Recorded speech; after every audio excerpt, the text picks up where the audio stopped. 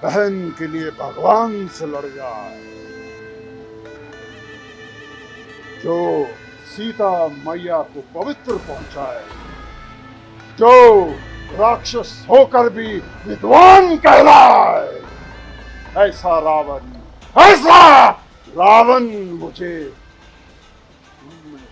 किसी में न करना।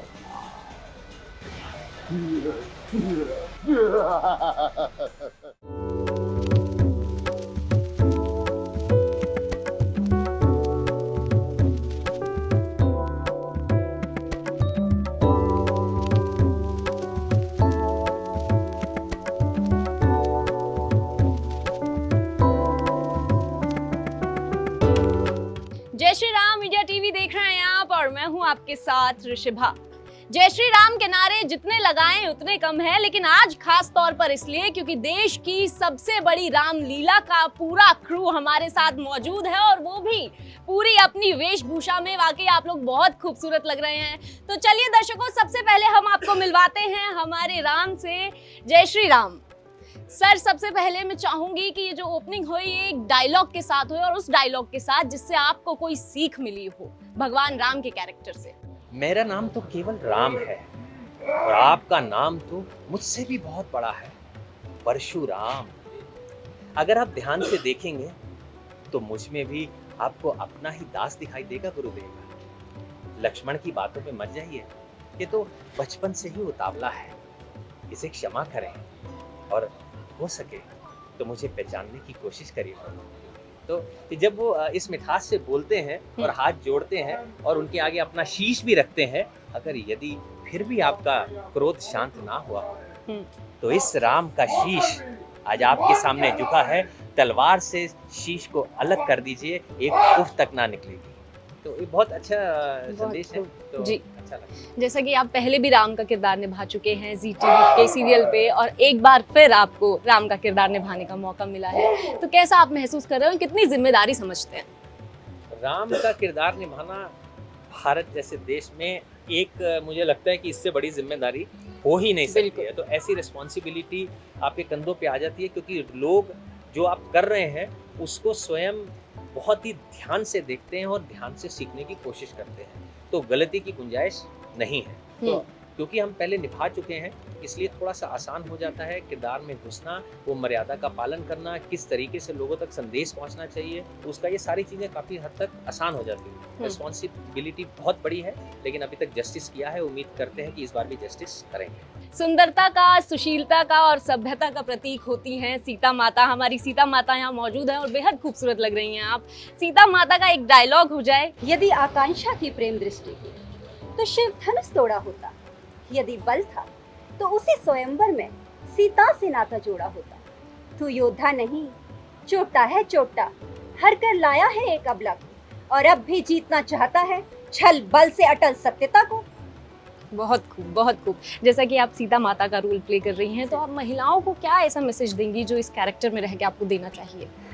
मैं सभी से यही कहना चाहूँगी, और मैं मतलब सिर्फ महिलाओं को ही नहीं, मैं पुरुष को भी एक संदेश देना चाहूँगी कि चाहे हम कुछ भी काम करते हैं, चाहे हम किसी भी फील्ड से हैं, लेकिन हमें सबसे पहले एक अच्छा इंसान होना बहुत ज़्यादा ज़रूरी है। हमें सबका सम्मान करना आना चाहिए। बिल्कुल, हमें बड़ों का सम्मान करना आना चाहिए, क्योंकि अगर हमारे अंदर ये सारी चीज़ें होती हैं ना तो हम सब कुछ कर सकते हैं। तो मेरा ये मानना है कि आपको बहुत अच्छा इंसान होना चाहिए। अगर आप एक अच्छे इंसान हैं तो आप सब कुछ कर सकते हैं।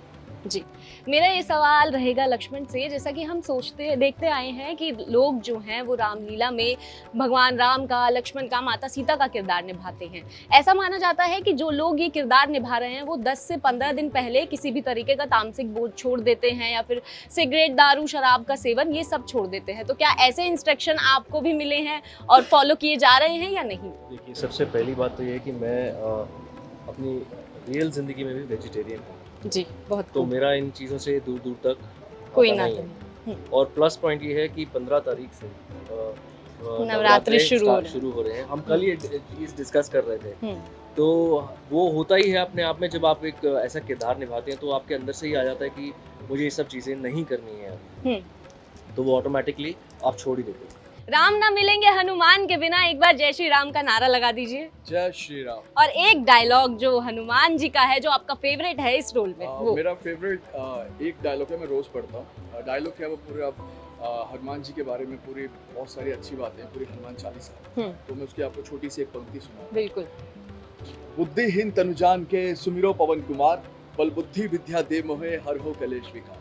जय श्री राम। जय श्री राम। सर, जैसे कि आप रावण का अवतार निभा रहे हैं, रावण का किरदार निभा रहे हैं, तो ऐसे में एक जिम्मेदारी जो है वो आपके प्रति कहीं ना कहीं बनती है, और साथ ही साथ क्या एक्साइटमेंट देखने को मिल रहा है, और ये जो रोल आप अदा करने वाले, ये आपके लिए एक्साइटेड ज्यादा है या चैलेंजिंग ज्यादा है?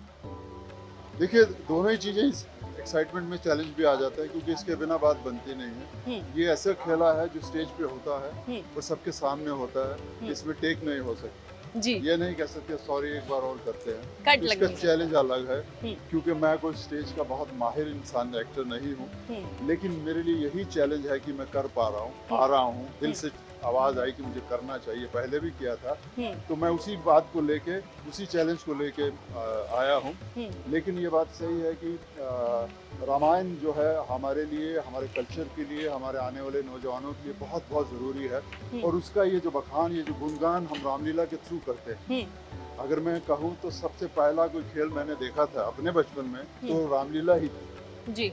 तो वहाँ से सारे आगे चलने का मौके मिले, जैसे हुआ जिंदगी में। तो मैं चाहता हूँ कि आज के बच्चे भी, जिनके पास बहुत कुछ है, वैसे तो आजकल उनके पास डिजिटल बहुत कुछ है देखने के लिए, मैं चाहता हूँ कि इस धरोहर को जरूर आके महसूस करें, जरूर देखें। आपको बहुत कुछ सीखने को मिलेगा। इसमें सिर्फ रावण ही नहीं है, भगवान राम की कहानी है, भाई की कहानी है, माता सीता का बहुत कुछ आप समझ सकते हैं। उनके उन्होंने उनकी जिंदगी में जो जो हुआ है, तो प्लीज जरूर आएं। और 15 से 24 के बीच में हम लोग ये कर रहे हैं, तो आप सब लोग जरूर आए देखिए। जी, जैसा कि आप रावण का किरदार निभा रहे हैं, ऐसे में आपने इस किरदार को खूब पढ़ा होगा, खूब जाना होगा, खूब समझा होगा, तो आपको इस किरदार में क्या एक ऐसी अच्छाई लगी जो आप अपनी रियल लाइफ में अडैप्ट करना चाहेंगे आगे चलकर? देखिए, क्या है, हम सब इंसान हैं, और इंसान जो है गलतियों का पुतला है। बिल्कुल। और कोई ये कहे मुझसे गलती नहीं हो सकती, ये असंभव है। बिल्कुल। तो सबसे बड़ी बात यह है कि जब इतना ज्ञानी आदमी, इतना पढ़ा लिखा आदमी, जिसको सारे वेद समझ में आते थे, लेकिन फिर भी उसने एक ऐसी गलती कर डाली जो उसकी मौत का कारण बनी, इससे बड़ी सीख किसी के लिए नहीं हो सकती। हम जिंदगी में कुछ भी हो जाए, कुछ भी पालें, लेकिन गलती करने का जो रास्ता है, उसके ऊपर हमेशा हमारा ध्यान रहना चाहिए और हमारा कंट्रोल रहना चाहिए। तो ताकि वही तभी हमारी वो कामयाबी बच सकेगी, अगर हम में वो क्रोध ना आ जाए, वो चीज़ ना आ जाए कि हम सब कुछ पाने की जो लालसा रहती है वो ना आए, तभी हम बच सकते हैं, वरना कोई भी शिकार हो सकता है।